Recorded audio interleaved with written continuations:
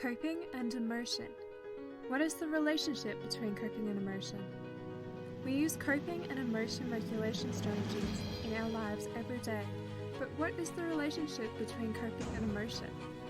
Coping and emotion are very similar and interrelated constructs that interact and influence each other at various points in the emotion regulation process, and are mediated by the individual's appraisal of the situation and their perceived level of efficacy. Coping refers to the way an individual manages, adapts to, or alters a challenging or stressful situation. Most coping strategies focus on either solving the problem or regulating our emotional response to the problem.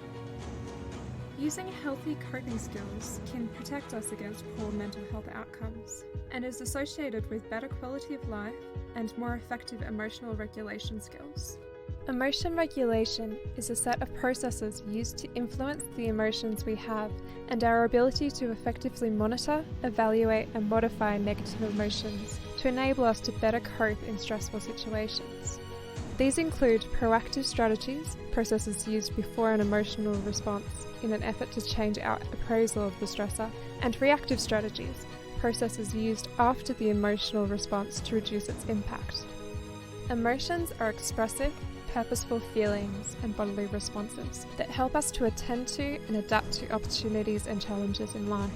According to the cognitive perspective of emotion, emotion is caused by our appraisal of the situation, not the situation itself, which then guides our actions and subsequent coping strategies. Our appraisal of the situation includes whether or not we were expecting the situation to occur, what caused it, whether what has happened is positive or negative, and whether or not we can cope with it. In the relationship between coping and emotion seems to act as both an antecedent and measure of coping. Emotion precedes, influences, and motivates coping by alerting us that there is a problem and how we feel about that problem. The coping strategy we use functions as an emotion regulator focused on either reducing or eliminating the stressful situation or emotional response triggered by the stressor. The resulting emotion, following the use of the coping strategy, acts as a measurement of the effectiveness of the coping strategy used.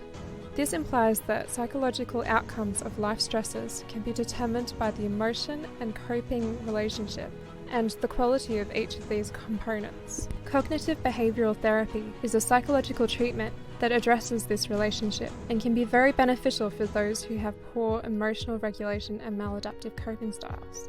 If you want to learn more about coping and emotion, click the link on the screen below.